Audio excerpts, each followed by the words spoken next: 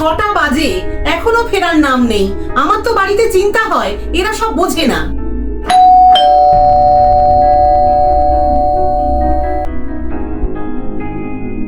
আমাকে এক গ্লাস ঠান্ডা জল দাও। কি ব্যাপার, দাঁড়িয়ে আছো কেন? কিছু বলবে?